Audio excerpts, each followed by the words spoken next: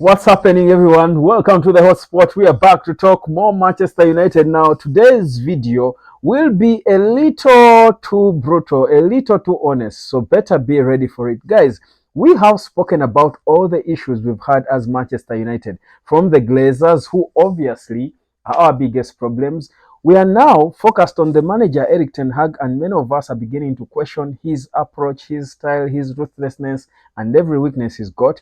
But guys, when on earth are we going to talk about our captain? Here I am to talk to you about Bruno Fernandes. Welcome to the hotspot. My name is Webb. Subscribe and better be ready for the brutality that's about to come to our captain. We love him, but don't get it twisted.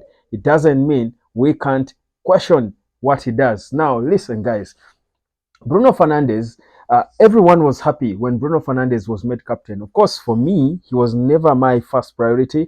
I felt a player like Varane would have been a better captain for Manchester United. But of course, understandably, Varane is always more out of the pitch than he is on the pitch. He spends more time in the doctor's room than he does on the pitch, which is understandable. You don't want to make such a player captain. And Bruno was not the worst of options, of priorities. But ever since he got the captain's armband, I feel like he has not stepped it up. And I remember questioning whether the captain's armband would make him better or it would actually take a little something away from him. I feel it could have taken something away from Bruno. But generally, let's talk about this player. Of course, when Bruno is fit, he has got to be starting games for Manchester United, not just because he's the captain, but because he's the best of the lot, probably one of the best of the lot, understandably. But guys, Bruno is confusing, and the unpopular opinion that I'll give you guys after giving you my dissection of Bruno might perhaps leave you thinking and contemplating about what I've said and whether it could make sense. Because listen, Bruno this season has started 7 games, has played in 7 games. He has scored 2 goals and assisted once. Looks decent, doesn't it? But if you think about generally his performances when he's on the pitch and how the team performs, you might start thinking, don't we look better without him sometimes? Don't we look better without Bruno? And for me, this is where Eric Ten Hag has got to show character, his tactical prowess, but also how macho he can be. At times, he has looked like Ten Hag fears to pull out some players like Rashford for the most part until recently, until the last game, and Bruno Fernandes. Now, Bruno, of course, having the captain's armband even makes him more of a scare. But Ten Hag gave him the armband. So the way he removed it from Harry Maguire, he can't still remove it from him.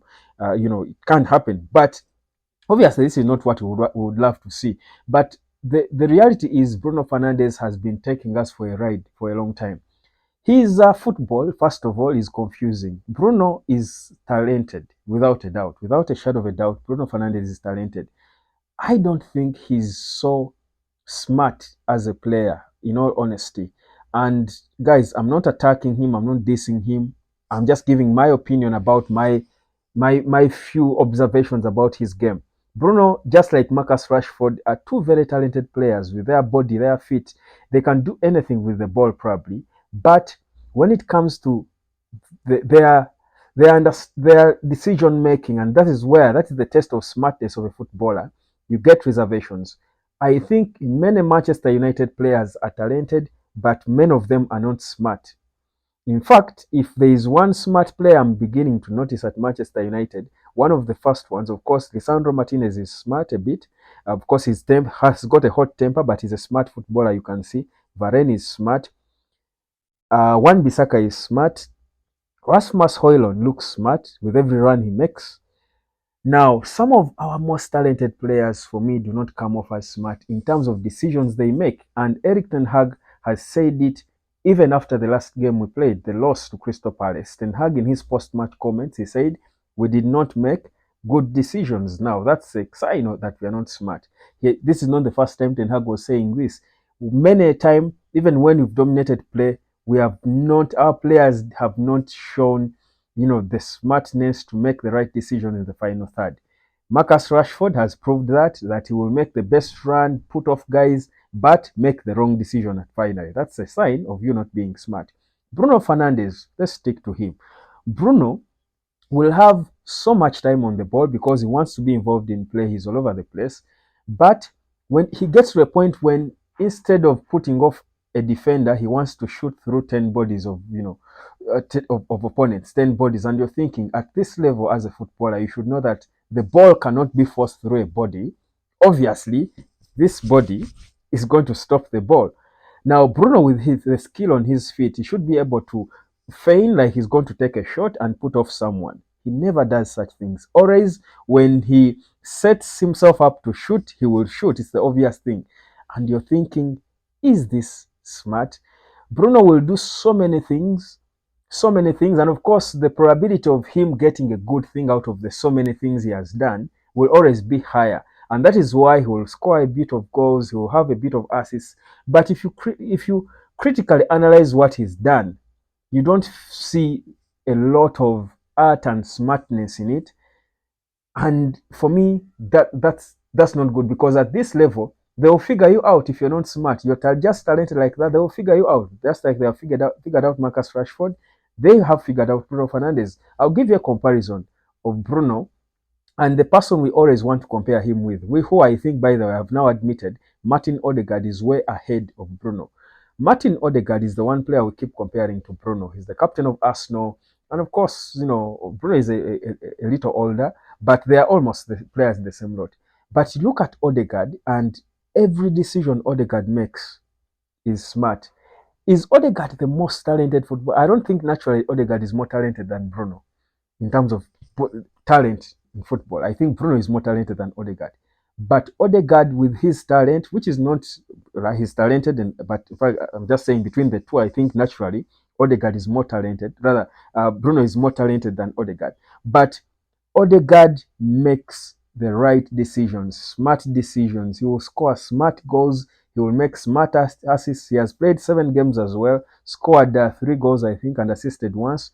But you see that Odegaard makes his team better. He's an organizer of his team. He's so technical. You see the smartness in this player. You see the difference between the two in terms of technicalities, in terms of understanding the game and making the right decisions. I think it's day and night. For me, that is what Bruno lacks. And my question is, isn't it high time Eric Ten Hag pulled the plug and put Bruno on the bench? Because my unpopular opinion, like I was saying, I think United actually at times plays better without Bruno. Think about our most comfortable victory. He was not there. Marcus Rashford wasn't there. But we beat Crystal Palace comfortably. By the way, that squad might not have been an A squad because it was a Carabao Cup game. But actually, those players could probably give us better in the Premier League.